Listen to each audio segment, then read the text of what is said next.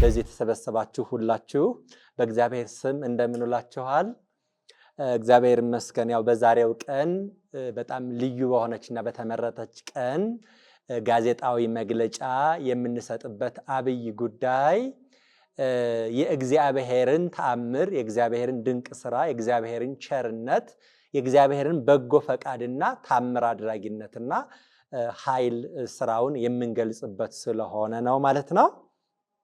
እንግዲህ ይህንን ብዬ ተናግሬ ስጀምር ትንሽ ወደ ኋላ መሄድ ፈለኩና በዚህ በደብረ ታቦር ከተማ ትልቅና በጣም የራቀ ሐሳብ ያለው ቤተክርስቲያን ሊያሻግር የሚችል መምህር፣ የመጽሐፍ መምህር ያስፈልጋል የሚል ተደጋጋሚ የማህበረሰብ ውትወታ፣ የማህበረሰብ ጥያቄ ስለነበር በጥያቄው መሰረት ብፁዕ አባታችን አቡነ ሚካኤል የደቡብ ጎንደር ሊቀ ጳጳስ ማለት ነው፣ የደቡብ ጎንደር ሀገረ ስብከት ሊቀ ጳጳስ ማለት ነው፣ ክቡር ጌታው ሊቀ ሊቃውንት ዕዝራ ሐዲስን ጎንደር መድኃኔዓለም ሄደው ማለት ነው፣ መንበረ መንግስት መድኃኔዓለም ሄደው እባክዎት አንድ የተመረጠ ምርጥ አቅም ያለው ልጆትን ይስጡኝ ደብረ ታቦር ላይ 4 ጉባኤትን የሚመሰርት ብለው በጠየቁት መሰረት ክቡር ጌታው ሊቀ ሊቃውንት ዕዝራ ሐዲስ ደግሞ ከሊቀ ጳጳስ የመጣ ጥያቄ ነው ብለው ምክትላቸውን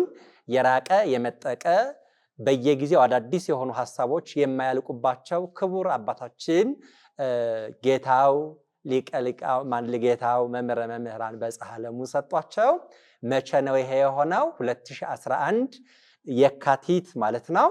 እንግዲህ 2011 የካቲት 25 መምህረ መምህራን የኔታ በጸሐለሙ ባጭሩ ጉባኤ ደብረ ታቦር ላይ ጀመሩ። በጀመሩበት ጊዜ እንደምታውቁት በተደጋጋሚ እንደተነገረው በዛፍ ስር ጀመሩ። ከዛፍ ስር እየቀጠሉ ደግሞ ወደ መቃብር ቤት፣ ከመቃብር ቤት ወደ ትንሽዬ ቤት፣ ከዛ ወደ ሰንበት ቤት አዳራሽ እያለ ነው የቀጠለው። እንዲህ በሚሆንበት ጊዜ እንደሚታወቀው በእንዲህ መንገድ እያገለገልኩ መኖር ለቤተ ክርስቲያንም ጭንቅ ነው፣ ለማስተምራቸው ልጆችም ጨለምተኝነትን ማስተማር ነው።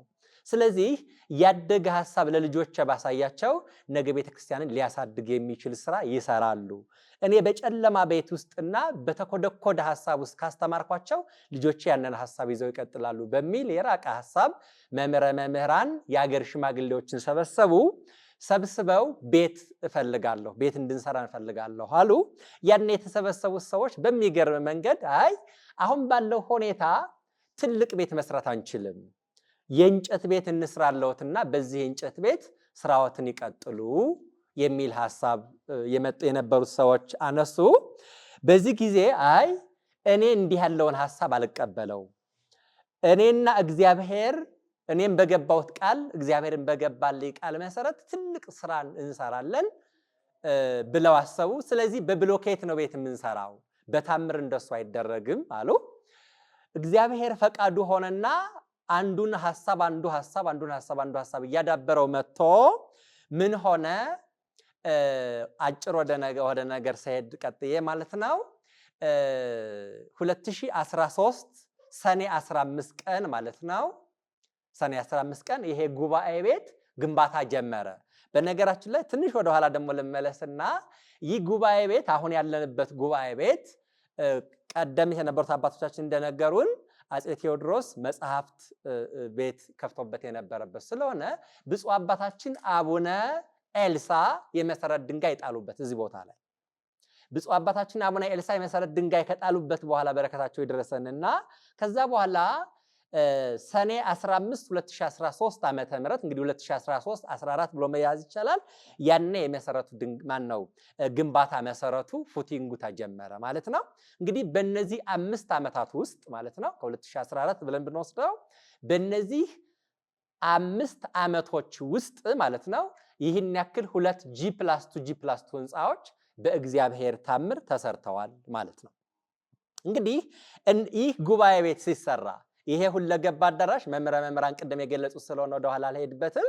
ይሄ ሁለገብ አዳራሽ G+2 ነው። ያኛው የመማሪያ አዳራሹም G+2 ነው። ትልልቅ ህንጻዎች ናቸው። እነዚህ ህንጻዎች የሚይዙትን የኔታ የተናገሩ ስለሆነ ስራ በሚጀመርበትና በነበረበት ጊዜ የእግዚአብሔር ታምር በጣም የተገለጸበት ነው ማለት እችላለሁ። ለምንድነው ይሄንን የምለው? እኔ የጉባኤ ቤቱ የግንባታ ኮሚቴ ሰብሳቢ እንደመሆነ መጠን የጉባኤ ቤቱ የግንባታ ኮሚቴ ሰብሳቢ እንደመሆነ መጠን የእግዚአብሔር ስራ የታየበት ነው ያልኩበት ምክንያት ምን መሰላችሁ? 2014 በሰሜኑ የኢትዮጵያ ክፍል በነበረው ጦርነት ከፍተኛ የሆነ ችግር ነበር እንደምታውቁት። ግን ያኔ እግዚአብሔር ስራ በወጀብና በአውሎ ነፋስ ውስጥ ስራ መስራት የሚያስችል አምላክ ስለሆነ በዛን ጊዜ ጦርነት በጎን እየተካሄደ እኛ በጎን ግን እየገነባን ነበረ ማለት ነው፣ እንደ ግንባታ ኮሚቴ ማለት ነው። እንደሱ ያደረግን ቀጠልን። ከዛ ቀጠለና ደግሞ በተለያዩ ሁኔታዎች የማቴሪያል ውድነት እጥፍ እየጨመረ ሄደ። በዚህ ሁሉ ግን ጭንቀትና ችግር ውስጥ ደግሞ እግዚአብሔር እያሳለፈን ሄደና እየገነባን ሄድን ማለት ነው። በዚህ መንገድ ግንባታው ቀጠለ ማለት ነው። እንግዲህ ይህ ግንባታ በሚገነባበት ጊዜ የተሳትፈውን መጠን ጥቅል በሆነ መንገድ ብናየው የሚገርመው ከላይ ከሊቃነ ጳጳሳት ይጀምርና ሊቃውንት ሁሉ ተሳትፈውበታል። ከዛ በኩል ደግሞ በሌላ በኩል ደግሞ ማህበራት፣ ልዩ ማህበራት ከማህበራት ጀምሮ እስከ ታች እስከ ግለሰብ ድረስ ተሳትፈውበታል። ከሀገር ውስጥ ከእያንዳንዳችን ከሰፈር ካለን ምዕመናን እስከ ዓለም አቀፍ ድረስ አውሮፓም፣ አሜሪካም፣ አውስትራሊያም፣ ጃፓንም፣ ጀርመንም በተለያየ ቦታ በጀርመን በሁሉም ዓለም አቀፍ ማለት ነው ከሰፈር ጀምረን ተነስተን እስከ ሁሉም ዓለም አቀፍ ድረስ በዚህ ጉባኤ ቤት ግንባታ ሁሉም ተሳትፏል እና በጣም እጅግ የሚገርም የእግዚአብሔር ፈቃድ፣ የእግዚአብሔር ኃይል፣ የእግዚአብሔር ታምር የታየበት የግንባታ ሂደት ነበር ማለት ነው። እንዲህ ሆኖ እንግዲህ በዛሬው ጊዜ በአሁኑ ወቅት እንግዲህ የዛሬ ወር መምህረ መምህራን ክቡር አባታችን እንደተናገሩት ማለት ነው ግንቦት 16 2018 ዓመተ ምህረት ይሄ ጉባኤ ቤትም ይመረቃል። 23 ደቀ መዛሙርትም ለሁለተኛ ዙር ይመረቃሉ ማለት ነው። እንዲህ አይነት የተለየ ሁኔታ የተካሄደበት ጉባኤ ቤት ነው ማለት ነው። እንግዲህ ይሄ ጉባኤ ቤት እነዚህን ስራዎች ሲሰራ ታሳቢ ያደረገው ዓላማ አለ። በነገራችን ላይ እኔ ስለ ክቡር አባታችን ስለ መምህረ መምህራን የኔታ በጻሕለሙ ብናገር አይጠቅመኝም በእውነት ማለት ነው። ሐሳባቸው በየቀኑ በጣም አዳዲስ ያደገ የመጠቀ ቤተክርስቲያንን በብዙ መንገድ ሊያቀፋትና ሊያሽሞነሙናት በቃ በጣም ሁለንተናዋን ምልእ ሊያደርግ የሚችል ሐሳብ የሚያፈልቁ የሚያነጩ አባት ናቸው። ከዛ የተነሳ እንደው እነዚህን ጉባኤ ቤቶች ይሄ ህንጻ አሁን የቆምንበት ያለንበት የተቀመጥንበትን ህንጻ እያንዳንዱን እንዲህ ያለ ክፍል ይኖረው እንዲህ ያለ ክፍል ይኖረው እንዲህ ያለ ክፍል ይኖረው እያሉ ሲናገሩ በጣም ነው የምትገረሙት። አሁን ስቱዲዮ አለው ይሄ ክላስ ይሄ ግንባታ ይሄ ሁለገብ ህንጻ ስቱዲዮ አለው። ምንድነው ያሰቡት? ምንድነው የተናገሩት? እኔና ልጆቼ ከዚህ ሆነን ለዓለም አቀፉ ማህበረሰብ እናስተምራለን አሉ። የሚገርም ነው። ጉባኤ ቤቱ ከላይ እዚህ +1 ላይ ያለው 2 ክፍል አለው። ብሉያትና ሐዲሱ አንድ ክፍል ላይ ሊቃውንቱና መነኮሳቱ ደግሞ ከአንድ ላይ ለየብቻ የሚማሩበት። ከዛ ከፍ ብሎ ደግሞ ላይብረሪ አለው። ላይብረሪው 2 ነው። ዲጂታል ላይብረሪ አለው። እንደገና ደግሞ የሃርድ ኮፒ ላይብረሪ አለው። ሁለቱንም የያዘ ነው። እዚህ ጎን ላይ ደግሞ ሙዚየም አለው። ደብረታቦርን ሊገዝ ደብረታቦርን ሊያሳይ የሚችል እና ይህንን ሁሉ ሐሳብ የራቀ ሐሳብ ሲያመጡ እንዲህ ያለ ይኑሮ ብለው ይናገራሉ። በዛ መሰረት ዲዛይነሮቹ ዲዛይን አደረጉት። በዚህ መንገድ ተሰራ ማለት ነው። ኢቭን የደቀ መዛሙርቱ መኖሪያ ብቻ እንዳይሆን ሱቆች እንዲኖሩት የገቢ ማስገኛ ጀነሬት ማድረጊያ ነገሮች ሁሉ እንዲኖሩት አስበው በዚህ መንገድ አድርጋችሁ ስሩ ባሉት መሰረት ነው መሐንዲሶች የሰሩትና ይህን ስናገር በጣም የሚገርም ሐሳብ ያላቸው አባት ስለሆኑ ነው። ይህን ሁሉ ማየት ይቻል ነው። የእግዚአብሔር ፈቃድ የእግዚአብሔር እርዳታ እንዳለ ሆኖ ማለት ነው። ከዚህ ያለፈና ለምንድነው እኛ በሀገር ውስጥ ብቻ የምንወሰነው? በጣም አንድ ጊዜ ሲናገሩ ብቻ ሳይሆን ደጋግመው ሲናገሩ የሰማሁት ነገር ምንድነው? የዛሬ 144 ዓመት ደብረታቦር ላይ የነበረው የመጽሐፍ ጉባኤ ቤት ተቋርጦ ቆይቷል። ስለዚህ የዛሬ 144 ዓመት የተቋረጠው ጉባኤ ቤት ቢኖርና ቢቀጥል ኖሮ ምን ላይ ይደርስ ነበር የሚለውን እኛ በ15 ዓመት ማድረስ አለብን ብለው አቀዱ። ስለዚህ በ15 ዓመት ምን ማድረግ አለብን ብለው አቀዱ መሰላችሁ? በ15 ዓመት ውስጥ ማለት ነው ዓለም አቀፍ ኢንተርናሽናል ስኮላርሺፕ ሰርተን የዓለምን ማህበረሰብ እናስተምራለን። ለምን 144 ዓመት ይሄ ጉባኤ ቤት ድሮ የነበረው ጉባኤ ቤት ቢቀጥል ኖሮ ዓለምን እናስተምር ነበር። ስለዚህ እኛም በዚህ 15 ዓመት ውስጥ ዓለምን ማስተማር የሚችለውን አቅም በተግባር ማሳየት አለብን ብለው G+5 ህንፃ ተመስርቶ መሰረቱ ወጥቷል። እንግዲህ በተለያየ ቪዲዮ የምታዩት ይሆናል ማለት ነው። ወደፊት ይቀጥላል ማለት ነውና እንዲህ ያሉ ሐሳቦችን ተሻጋሪ ተራማጅ ሁሉን አቀፍ የሆነ ጠቅላይ የሆነና ሁሉንም ሊያበራ የሚችል የራቀና የመጠቀ ሐሳብ ያላቸው አባት ስለሆኑ ከሳቸው ጋር ማገልገል የሳቸውን ሐሳብ እየተቀበሉ እየወሰዱ መስራት እኛ ኮሚቴዎች በጣም ነው የምንደሰተው። በጣም እየተደሰትን ደስ እያለን ነው የምንሰራው። በሌላ በኩል የኮሚቴው የተለየ ደግሞ ባህሪ ያለው ኮሚቴው 12 ነው። 13ኛ እሳቸው ናቸው። ይህን ሲያደርጉትም በዓላማ ነው ያደረጉት። መድኃኒታችን ኢየሱስ ክርስቶስ 12 ሐዋርያት አሉት፣ እርሱ ደግሞ ይሰበስባቸዋል። ስለዚህ ኮሚቴውም 12 ይሁን፣ እኔ እየሰበስብኳችሁ አመራር እሰጣችኋለሁ፣ በዚህ ልክ ስራ ትሰራላችሁ አሉን። በዛ ልክ አዋቀሩን። ስለዚህ እንዲህ እየቀጠልን ነው። የሚገርመው 12 ሆነን ግን የተለየ ክፉ ሐሳብ የተለየ እንቅፋት የሚሆን ሐሳብ የሚያመጣ ኮሚቴ የለም። ተናቦ ተዛዝኖ ተቻችሎ ችግሮቹን ተሎ እየፈታ ችግር የለም አይባልም። ችግሮቹን ተሎ እየፈታ በተናበበ ፍቅር በተመላበት በጣም በተለየ መንገድ የሚሰራ ኮሚቴ ነውና ይህንን ስንመለከት የእግዚአብሔር ፈቃድም ያለበት የእሳቸውም ጸጋና በረከት በኮሚቴው ላይ ያደረበት ነው ብለን በጣም እናምናለን። በዚህ በጣም እጅግ እንደሰታለን ማለት ነውና እንዲህ ያሉ ነገሮች ሁሉ ጉባኤ ቤቱ ያሉት ትሩፋት ናቸው ማለት ነው። ይህን ሁሉ እየሰራ ያለ ወደፊትም ሌላ የራቀ ሐሳብ እኔ በጣም የሚገርመው ማለት ነው በተደጋጋሚ ገና ከ2014 ጀምሮ ይሄ ግንባታ በጎን እየተገነባ ሌላ ምን ይሉ ነበር? ይሄ ጉባኤ ቤት የሆነ ዓመት ላይ ዓለም አቀፍ ትምህርት ቤት ነው። 2014 ዓመተ ምህረት ጀምሮ ነው ይሄንን ሐሳብ ሲናገሩ የነበረው። ይሄ ጉባኤ ቤት የሆነ ዓመት ላይ ዓለም አቀፍ ጉባኤ ቤት ነው። እንዲህ ሲሆን የራሱ የገቢ ማስገኛ ኖሮት በሁለት እግሩ መቆም አለበት። እንዲህ ከሆነ ደግሞ ቋሚ የሆነ የገቢ ማስገኛ መኖር አለበት ብለው ፕሮጀክት አስነድፈው ማለት ነው ሆስፒታል ትልቅ ስፔሻላይዝድ ሆስፒታል ፕሮጀክት ተነድፎ እንግዲህ ከ3 ዓመት በላይ ሆኖታል። ሁላችሁም ታውቃላችሁ። ለምንድን ነው ባለው ለኢንቨስትመንት ክፍል ገብቶ ለከንቲባ ገብቶ በነገራችን ላይ በዚሁ አጋጣሚ ከንቲባው 3 ጊዜ ይህን ጉባኤ ቤት ጎብኝተዋል። ትልቅ ሪከርድ አለን በዚህ በእንትናችን በጉባኤ ቤታችን ትልቅ ምንድን ነው የሚባለው ትልቅ ሪከርድ ውስጥ ወይም ትልቅ ቡክ ወይም ደግሞ ጂነስ ቡክ አይደል የሚባለው በጉባኤ ቤቱ ጂነስ ቡክ ውስጥ ከንቲባው 3 ጊዜ ይህን ጉባኤ ቤት ጎብኝቷል። ከልዑኩ ጋር ብቻውን አይደለም ልዑኩን ይዞ 3 ጊዜ ጎብኝቷል። ስለዚህ እስከዚህ ድረስ ተሻግረው አልፈው ከመንግስት አካላት ጋር ሁሉ ያቀፈ ቅድም መጋቤ ሰላም ጋሽ ሙሉ ዓለም ተናግረዋል።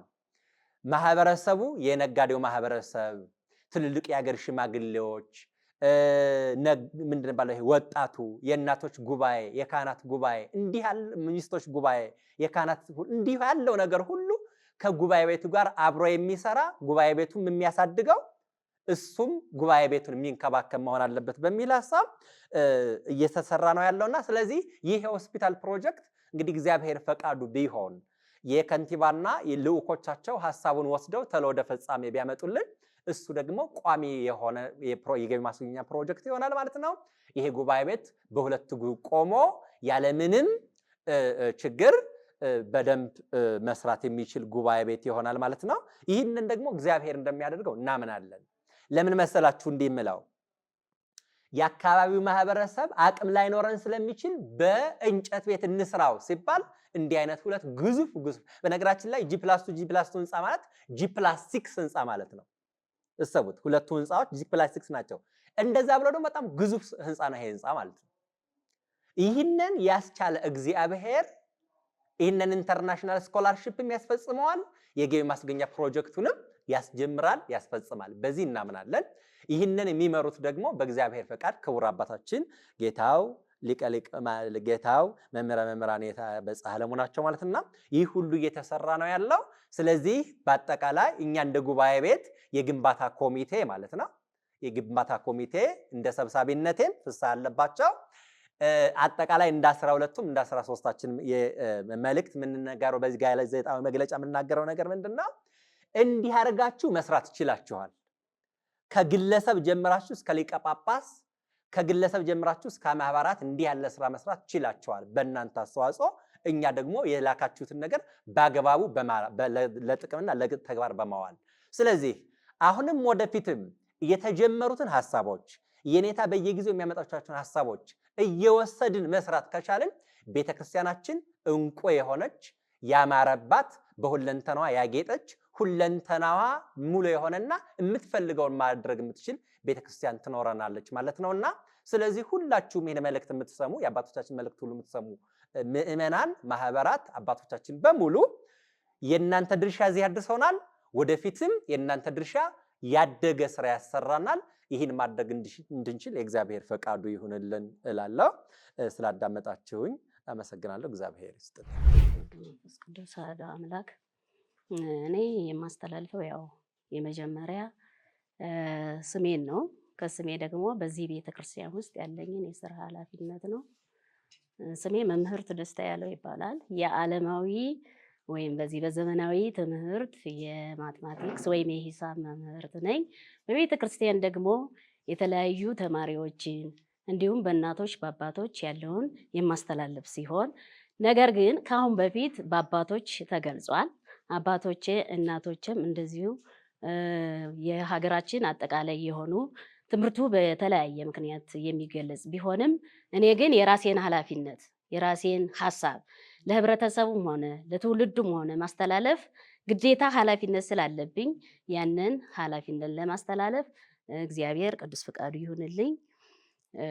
ከዚህ ቀጥዬ የምናገረው የዚህ የአብያተ አራቱ ጉባኤያት መጽሐፍት ምስክር ምን ነበር? የጥቅሙ ምንድን ነው? ጥቅሙ ይሄ እንዲሰራ ያስፈልገው ለምንድን ነው የሚለው እንግዲህ ያለው ጥቅም ምንድን ነው? የተጣመመውን ለማቃናት የጎደጎደውን ወይም የተጣመመውን ወይም የጠፋ ባህላችን ለመመለስ የተለያዩ ነገሮችን ለማስተካከል ያመች ዘንድ ነው። ይህም እግዚአብሔር የሚያድረው በሰው ላይ ነው። በሰው ላይ በማደር ይሄ ግንባታ እንዲታነጽ የእሱ የእግዚአብሔር ፈቃድ ሆኗል። ይህ የእግዚአብሔር ፈቃድ ደግሞ ለማሰራት ያመች ዘንድ ሐዋርያቶች ያስፈልጋሉ። እነዚህ ሐዋርያቶች ደግሞ ተምረው በዚህ ትምህርት ቤት ወይም በዚህ በታነጸ ግንባታ ላይ ተምረው ዓለምን ለማስተማር ለመስበክ የተለያዩ ነገሮችን ለመስራት ያመች ዘንድ የታነጸ ትምህርት ቤት ወይም ህንፃ ነው። ስለዚህ ምን ይላል? የአዋጅ ነጋሪ ቃል በበረሃ አየለ የእግዚአብሔርን መንገድ አስተካክሎ እያለ ምስክርነቱን ዮሐንስ ካስረዳን ልባችን ለጌታ ንጹህ መንገድ ይሁን።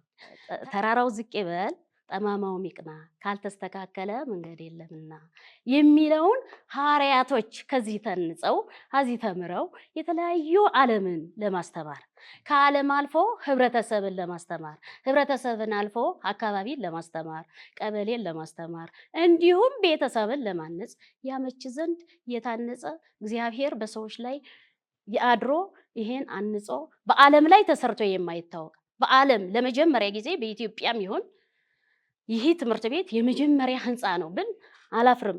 ምክንያቱም ካሁን በፊት ሰምቼው ስለማላውቅ። ስለዚህ እኛም ባለነ በዓለማዊ ትምህርት ያለንን ተማሪዎች ታንጸው ወደዚህ ቤት ወደዚህ ጓዳ ወደዚህ ህንፃ መጥተው ተምረው ዓለምን አስተማሪ ዓለምን አስታራቂ ሰላምን ፈላጊ ሰላምን የሚያውጁ የሚያስተምሩ መሆን እንዲገባ የራሳችን ኃላፊነት መዋጣት አለብን ብዬ አስባለሁ። ስለዚህ ይህን ለማስተማር ደግሞ እነዚህ ጥቅሞች ካሉን አዋጅ ነጋሪዎችን የሚያፈራ ከሆነ ዓለምን አስተማሪ የሚያፈራ ከሆነ በዚህ በዘመናዊም በዚህ ባህላችንም አነቃቅቶ ለማስተማር ያመች ዘንድ የሁላችንም በማህበረሰቡ ኃላፊነታችን ልንዋጣ ይገባል። ስለዚህ ይሄን ለማድረግ ደግሞ እኛ እናቶች በዚህ ትምህርት ቤት ውስጥ ከተጀመረ የመጀመሪያ ማለት እንግዲህ ካስተማርኩ 32 ዓመቴ ነው። ነገር ግን አሁን በዚህ 5 ዓመታት ውስጥ ወጣቶች ወደዚህ አቅጣጫ መሄድ እንዳለባቸው ትምህርት ይሰጣቸዋል። በወንዶችም፣ በሴቶችም፣ በአባቶችም፣ በካህናትም እንዲሁም በዚህ በቆራቢም የተለያዩ ትምህርቶች እየተቀረጹ ትውልድን እንድንቀርጽ የዚህም ትውልድ የመጀመሪያ ቀራጭ ሴቶች ነን ብል አላፍርም። መሰረቱን የምናጠፋውም ሴቶች ነን፣ መሰረቱን አቅጣጫውን የምናስሄደውም ሴቶች ነን። ስለዚህ በሴቶች ላይ አስፈላጊ የሆነ ኃላፊነት እየተጣለብን ይገኛል። ስለዚህ ይሄን ኃላፊነት ደግሞ እኛ ተዋተን እኛ ለልጅ ልጅ አድርሰን ልጆች ደግሞ የእኛን አርአያና የዚህ እምነታችንም ሃይማኖታችንም ታንጾ ውስጠ ሚስጥሩ ወጥቶ ውስጠ ሚስጥሩ ተደብቆ እስካሁን ድረስ ተደብቆ የኖረ ሚስጥር እየወጣ ነው። በክቡር ዳዊትም በስንክሳሩም በተለያዩ ነገሮች ተጽፈው የድሮ ታሽገው የጠፉ ታሪኮች እየወጡልን ስለሆነ ልጆችን ወደዚህ መላክ እንዳለብን፣ ሌላ ደግሞ እኛ የራሳችን ኃላፊነት ይህ ህንፃ ተጀመረ እንጂ አልተጠናቀቀም። ለማጠናቀቅ ደግሞ የሰው ልጅ አስተሳሰብ ያስፈልጋል። የሰው ልጅ ጉልበት ያስፈልጋል። የሰው ልጅ ጥሩ ሀሳብ ማፍለቅ ያስፈልጋል።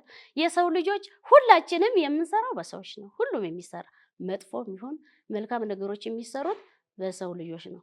ስለዚህ በሰው ልጆች የሚያስፈልጉ ነገሮች ሁሉ ተሰርቶ ይሄ የተጀመረው ነገር እንዲጠናቀቅ የእሱ ፍቃድ ይሁንልን።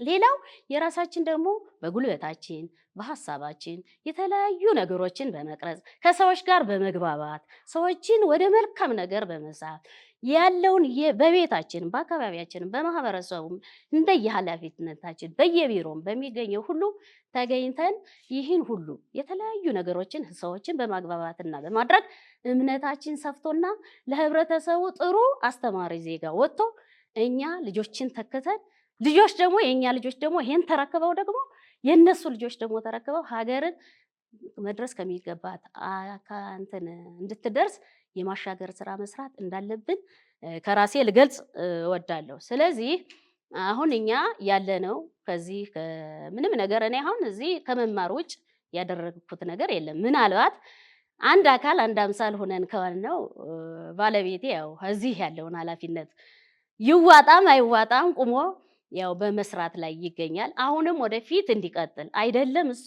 ልጆችም የልጅ ልጆችም ጎረቤቶችም አካባቢዎችም ሀገርም ከትምህርት ቤት ውስጥ የሚገኙ ትውልዶችን ሁሉ ወደዚህ በር እንዲመጡና ሀገር ተረካቢ እንዲሆኑ ሰላምን ሰባኪ ሀገርን አስተማሪ ሀገርን ተቆጣጣሪ ዓለምን አስተማሪ እንዲሆኑልኝ ጥሬን አስተላልፋለሁ። ለዛች ዕለት ለዕለቱ ምርቃት የምትገኙ ወላጆች፣ እናቶች፣ ሴቶች፣ ህፃናት፣ ወጣቶች ኃላፊነታችሁን እንድትወጡ ስል በትህትና ጥሬን አስተላልፋለሁ። አመሰግናለሁ።